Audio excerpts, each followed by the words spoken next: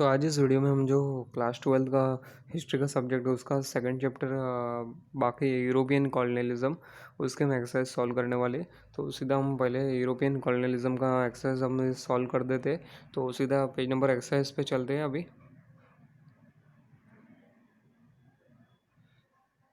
तो page number 17 पे आपको चैप्टर 2 की एक्सरसाइज मिलेगी। तो पहला क्या क्वेश्चन दिया कि क्वेश्चन नंबर 1 है Declaration of Independence was drafted by. तो Declaration of Independence was drafted by किनके द्वारा? Thomas Jefferson. इसका आंसर क्या रहेगा? Thomas Jefferson. The Declaration of Independence was drafted by Thomas Jefferson. Zoom करके देख लो आप आंसर। ये देखो सर्कल कर रहा हूँ मैं answer. Thomas Jefferson, THOMAS JEFFERS1। तो ये आपका आंसर हो गया थॉमस जेफरसन। सेकंड वन क्या देखिए, the second Anglo Burmese war fought during the times of. तो second Anglo Burmese war fought during the times of Lord Dalhousie. Lord Dalhousie इसका answer, आपका राइट आंसर है इसका Lord Dalhousie. ठीक है, circle करके मैं बता रहा हूँ आपको आंसर। सॉरी, ये लॉर्ड डलहौजी नहीं है, ये रहा लॉर्ड डलहौजी, थर्ड वन है। ठीक है, लॉर्ड डलहौजी इसका राइट आंसर है। ठीक है, अब देख लो एक बार क्वेश्चन नंबर 1 का सेकंड वन क्या है? Lord Dalhousie. During the times of Lord Dalhousie second Anglo Burmese war was fought. अभी क्वेश्चन नंबर 1 का बी क्या है? इसमें क्या है कि कौन सा भी एक पेयर है वो इनकरेक्ट है, 3 राइट है, एक इनकरेक्ट है। तो पहला क्या दिया है कि टोगोलैंड जर्मन कॉलोनी। ठीक है, ये राइट है। सेकंड वन क्या दिया है? Egypt British colony. तो ये राइट है, हाँ ये भी राइट है। थर्ड वन क्या दिया है कि orange free state Dutch colony. तो ये भी राइट है। फोर्थ वन क्या दिया है? Ivory Coast Portuguese colony. ये रॉन्ग है। आइवरी कोस्ट किन की थी? फ्रेंच की थी। तो ये इधर क्या आएगा? French colony. आइवरी कोस्ट का क्या आएगा? French colony. तो मैं आपको स्पेलिंग बता देता हूँ फ्रेंच का।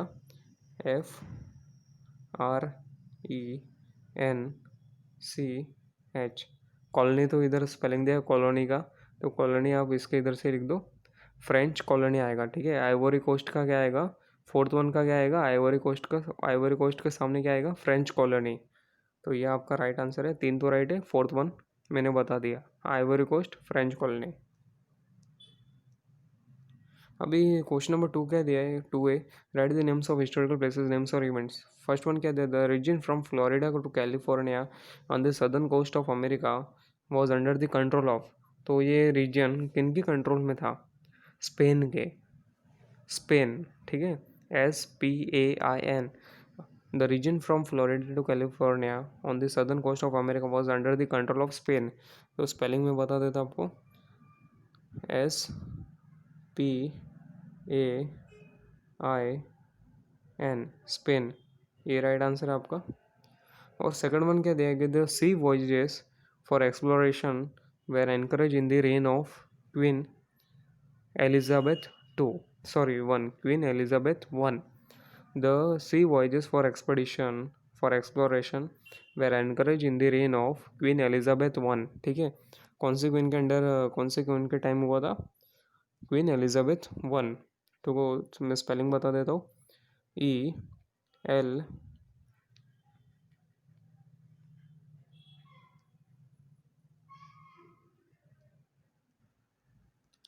ठीक है, एलिजाबेथ का मैं स्पेलिंग बताता हूँ आपको, ELIZABETH,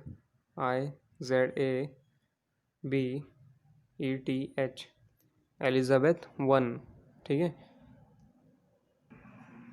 ये देखो आपको स्पेलिंग इधर भी मिल जाएगा, मैंने देखो बताया एलिजाबेथ वन। ठीक है, एलिजाबेथ दिया है इधर स्पेलिंग, आपको खाली क्या करना है कि उसके सामने वन डाल देना है, मतलब आई करके वो रोमन नंबर वाला वन। ठीक है,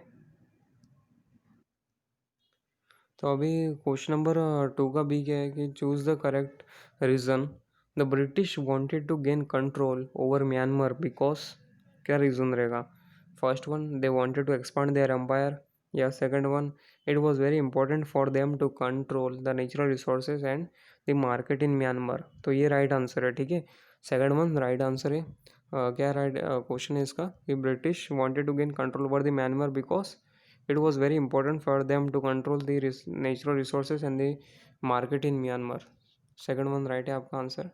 ठीक है, सेकंड वन राइट है, बी इसका राइट आंसर है। सर्कल कर दिया मैंने। The British wanted to gain control over Myanmar because, B वाला आंसर है, because it was very important for them to control the natural resources and the market in Myanmar. ये भी हो गया आपका आंसर।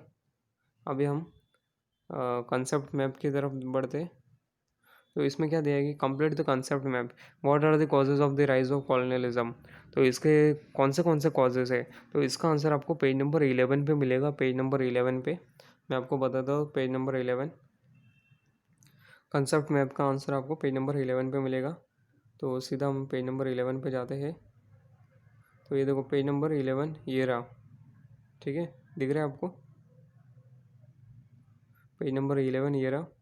तो ये देखो इधर पूरा क्लियर कट दिया है, what were the reasons of the causes of the rise of colonialism.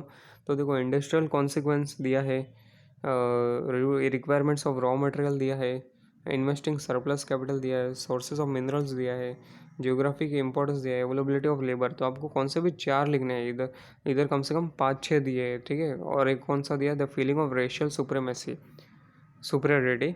तो 6 दिए हैं, आपको कौन से भी चार लिखने हैं कॉजेज ऑफ कॉलोनिज्म का। ठीक है, तो कौन सा भी आप लिख दो इधर, जो आपको याद रहेंगे वो वाले आप लिखो। हार्ड वाला तो मत करो, वैसे भी प्रॉब्लम ही है। तो या तो फिर पूरे 6 करो, ताकि आप कौन सा तो रहेगा, कौन से 4 तो याद रहेंगे। तो उस हिसाब से आपको जो अच्छा लगता है, या तो कौन से फिक्स एकदम 4 के ये सिंपल है ये करूँगा, या फिर पूरे 6 के 6 करो। उसमें से कौन सा भी आपको 4 याद रह जाएगा मतलब।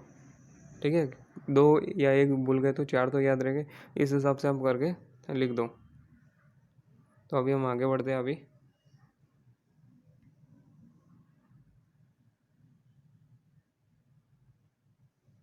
तो क्वेश्चन नंबर 4 क्या दिया है, राइट शॉर्ट नोट्स।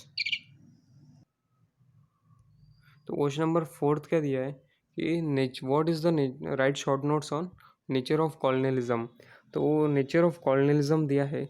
एक तो इसका आंसर पेज नंबर आपको पेज नंबर 10 पे मिलेगा, चैप्टर के स्टार्टिंग में मिलेगा, या और फिर बाद में, या तो फिर मैं स्क्रीनशॉट एक मतलब बताऊँगा मैं खुद, या वो वाला लिख दो। ठीक है, जो आपको अच्छा लगता है वो लिखो। तो पेज नंबर 10 पे हम अभी जाते हैं। तो पेज नंबर 10 मतलब स्टार्टिंग का पेज, चैप्टर स्टार्ट होता है उधर। तो ये देखो इधर दिया है कॉलोनिज्म मीनिंग एंड नेचर।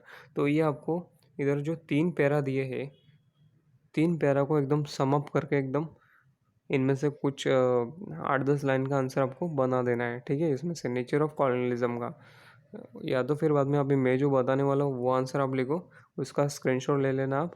ठीक है, जो आपको या तो पेज नंबर 10 का ये वाला मैंने जो बताया मीनिंग एंड कॉलोनियलिज्म, इस 3 पैराग्राफ में से कौन सा भी 8-10 लाइन अच्छे से एकदम जो इम्पोर्टेंट है वो वाले लिखो, या फिर जो मैं बताऊँगा वो वाला लिखो। ठीक है, तो ये देखो ये आंसर है नेचर ऑफ कॉलोनियलिज्म का। ठीक है, और नेचर ऑफ कॉलोनियलिज्म का ये इधर दिया है। Colonialism is the act of developed nation occupying the land of a less developed distant nation and establishing their rule on the occupied country. ठीक है, तो ये आंसर आपको लिखना है। देखो मैं आंसर जूम करके बता रहा हूँ, आप इसका स्क्रीनशॉट ले लो। ये देखो फर्स्ट पॉइंट और सेकंड पॉइंट इसमें दिख रहा है। अभी थर्ड और फोर्थ बता देता हूँ। ये देखो थर्ड फोर्थ फिफ्थ पॉइंट पूरे आ गए। तो ये पूरा इनका स्क्रीनशॉट ले लो, और फिर बाद में आप लिख सकते हो। ठीक है, ये देखो स्क्रीनशॉट ले लो आप इसका, और अभी एक बार ऐसे में ले लो, जो आपको अगर क्लियर दिख रहा है तो उस हिसाब से ले लो आप। ठीक है, ले लिया होगा शायद, तक अभी स्क्रीनशॉट ले लिया होगा इतने देर में आपने।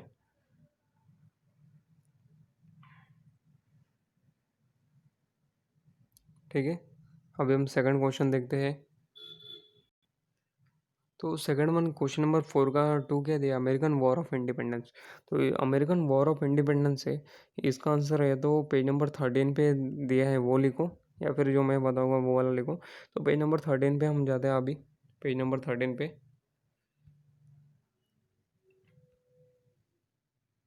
तो ये देखो पेज नंबर 13 पे हम आ गए, अमेरिकन वॉर ऑफ इंडिपेंडेंस उसका आंसर। तो इसका आप आंसर कहाँ से लिखोगे? तो आप इसका आंसर इधर से लिखोगे। देखो पेज नंबर 13 के राइट साइड में आप आ जाओ।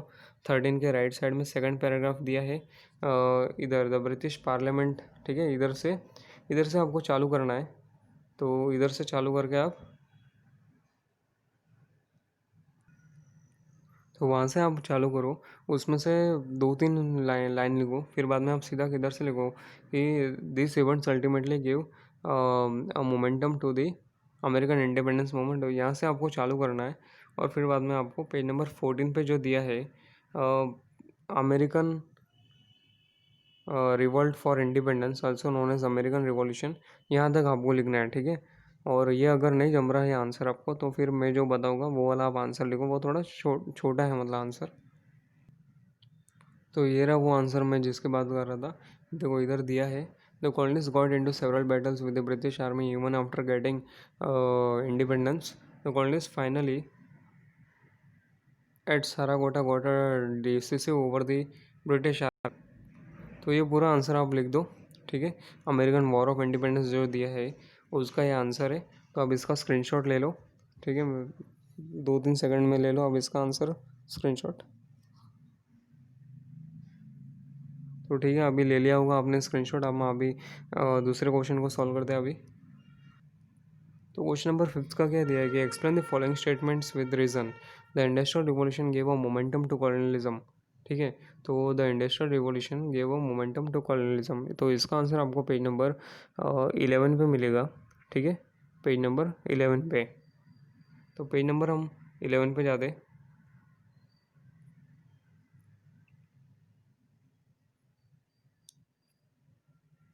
तो ये देखो पेज नंबर 11 पे जाते हैं हम। तो इधर क्या दिया है कि क्वेश्चन क्या पूछा था, industrial revolution gave a momentum to colonialism. तो इधर देखो पहला पॉइंट दिया है कि तो पहला पॉइंट क्या दिया कि इंडस्ट्रियल कॉन्सिक्वेंस। तो देखो इधर दिया है colonialism was a result of industrial revolution, production increase enormously. तो ये पहला पॉइंट दिया है, ये पूरा डिट्टो आपको सेम टू सेम पॉइंट लिखना है, ठीक है। और जो मैंने दूसरा आंसर में बताऊंगा उसमें भी वही का वही आंसर है, आप देख सकते हो मैं बताने वाला हूँ आपको आंसर। तो या तो ये लिखो या वो लिखो, दोनों सेम ही आंसर है। तो ये पेज नंबर 11 का जो फर्स्ट पॉइंट है इंडस्ट्रियल कॉन्सिक्वेंस, इसका ये पूरा पैरा लिखना है, ठीक है। ये पूरा पॉइंट लिख देना है, इतना ही आंसर है बस। अब मैं वो वाला बताता हूँ। तो ये देखो वो वाला आंसर है जिसका मैं बोल रहा था। तो इसमें भी वही दिया कि colonialism was the result of the industrial revolution, production increase enormously because of the new machines, however the rate of local consumption was much less compared to the surplus rate of production। तो ये same ही answer है, वो लिखो या ये लिखो, दोनों एक ही है, ठीक है। स्क्रीनशॉट ले लो अगर चाहिए तो अभी हम दूसरे क्वेश्चन को सॉल्व करते हैं अभी, ठीक है। तो क्या है क्वेश्चन नंबर 5 का 2, European Nations established colonies in America. तो इसका आंसर आपको पेज नंबर 11, 12, 13 ऐसे करके आपको आंसर मिलेगा। तो सीधा हम पेज नंबर 11 पे जाते हैं अभी, ठीक है। European Nations established colonies in America, इसके लिए आंसर पेज नंबर 11 पे मिलेगा। तो ये देखो पेज नंबर यूरोपियन कॉलोनिज्म दिया है राइट साइड में, एकदम लास्ट में बॉटम पे दिया है राइट साइड में यूरोपियन कॉलोनिज्म। तो आपको क्या करना है कि सीधा कहाँ से आंसर चालू करोगे आप, 11 के इधर यूरोपियन कंट्रीज, देखो इधर द स्ट्रॉन्गर यूरोपियन कंट्रीज, यहाँ से जहाँ आप चालू करोगे the stronger European nations dominated the weaker countries by establishing colonies there and push them into subjection. यहाँ से आप चालू करके आप आंसर पूरा ये 12 का पूरा लिखोगे। और फिर बाद में 13 पे आप कहाँ कहाँ स्टॉप होगे जो इसका आंसर है, तो इसका आंसर आप कहाँ तक लिखोगे, यहाँ तक पूरा, for sale in the local markets of acquired of the colonies, यहाँ पर आप यहाँ तक लिखोगे आंसर आप। तो ये पूरा इतना लिखा आंसर इनफ है, या आप आंसर लिख दो, या फिर जो मैं बताने वाला वो वाला लिखो, जो आपको ठीक लगता है वो लिखो। मेरे हिसाब से ये वाला भी लिखोगे तो भी चलेगा, वो वाला भी लिखोगे तो भी चलेगा। तो ये कॉलोनीज के इधर से बाद में आप क्या करो कि जो ये witnessing Spain's prosperity England Holland and France also began to establish their colonies in America, ये वाला भी आप पॉइंट ऐड अप कर दो। ये जो बीच में दिया the trade of gold and silver acquired from their colonies, तो ये छोड़ के ये लास्ट लास्ट का पॉइंट आप ऐड अप कर सकते हो, ठीक है। तो अभी मैं वो वाला आंसर बताता हूँ, दूसरा वाला जो आपको स्क्रीनशॉट लेना है तो ले लो एक बार आप। तो ये रहा वो आंसर। तो ये आप देख लो एक बार आंसर, स्क्रीनशॉट ले लो इसका। तो ये वाला लिखो या वो लिखो, दोनों आपको ठीक लगता है वो वाला लिख दो। तो स्क्रीनशॉट ले लो आप 2-3 सेकंड में। और अभी मैं जूम करके भी बता देता हूँ आपको, क्योंकि कभी कभी क्वालिटी का प्रॉब्लम रहता है तो आंसर क्लियर दिखता नहीं है, तो मैं थोड़ा जूम करके भी बता देता हूँ। तो अभी भी स्क्रीनशॉट ले लो। ये देखो इधर से इसमें 7-8 लाइन दिख रहा है, ठीक है। तो अभी इतना स्क्रीनशॉट ले लिया आपने। अभी मैं एसेंशियल रॉ मटेरियल से याद आगा, तो इसका भी स्क्रीनशॉट ले लो आप, ठीक है, 2 सेकंड तक। बस ठीक है, आपका स्क्रीनशॉट लेके हो गया। तो चैप्टर अभी पूरा हो गया है, ठीक है। तो अभी लास्ट एक चैप्टर बाकी रह गया, चैप्टर 1 रेनेसांस इन यूरोप, ठीक है, और डेवलपमेंट ऑफ साइंस। तो वो वाला चैप्टर भी हम कल तक कर देंगे, और आपका हिस्ट्री का जितना भी एक्सरसाइज है वो पूरा सॉल्व हो गया। तो वीडियो अगर अच्छा लगा हो, समझा हो कुछ, या फिर आपको लगा कि हेल्प हुआ है, तो आप सब्सक्राइब करो, और आपके दोस्तों के साथ भी शेयर कर दो, ताकि उनकी भी थोड़ी हेल्प हो सके। और बोर्ड के एग्ज़ाम्स के लिए आपको all the best. Thank you.